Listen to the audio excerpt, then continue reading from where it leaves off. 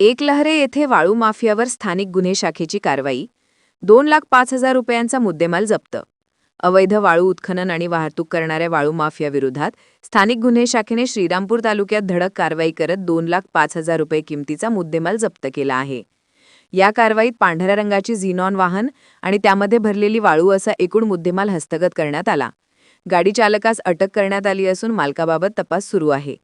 कारवाईची पार्श्वभूमी: पोलीस अधीक्षक सोमनाथ घारगे यांनी अहिल्यानगर जिल्ह्यात अवैधरित्या गौण खनिज वाळू उत्खनन आणि वाहतूक करणाऱ्यांवर कठोर कारवाई करण्याचे आदेश स्थानिक गुन्हे शाखेस दिले होते. त्यानुसार पोलीस निरीक्षक श्री किरणकुमार कबाडी यांच्या मार्गदर्शनाखाली विशेष पथक तयार करण्यात आले.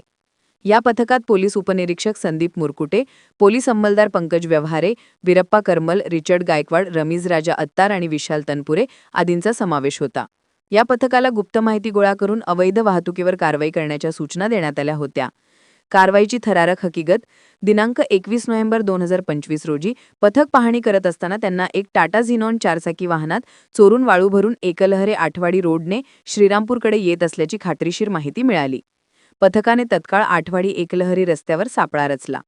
थोड्याच वेळात वर्णनाप्रमाणे पांढऱ्या रंगाची टाटा झिनॉन MH45T508 गाडी येताना दिसली. पथकाने वाहन अडवून तपासणी केली असता गाडीच्या मागील हौद्यात अवैध वाळू भरलेली असल्याचे आढळले. चालकास विचारणा केली असता त्यांनी आपले नाव आयान शरीफ पठाण, राहणार एकलहरे आठवाडी ता श्रीरामपूर असे सांगितले. तसेच वाहन मालकाचे नाव कुणाल लिंगळे असल्याची माहिती दिली.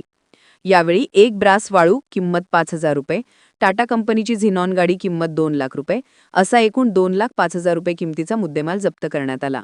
गुन्हा दाखल: या प्रकरणी पोलीस कॉन्स्टेबल 203 रमीज राजा रफिक अत्तार यांच्या फिर्यादीवरून श्रीरामपूर शहर पोलीस ठाण्यात गुन्हे रजिस्टर नंबर 1035/2025 नोंदविण्यात आला आहे. आरोपीवर भारतीय न्यायसंहिता 2023 चे कलम 3032 तसेच पर्यावरण संरक्षण कायदा कलम 3 आणि 15 अंतर्गत गुन्हा दाखल करण्यात आला आहे.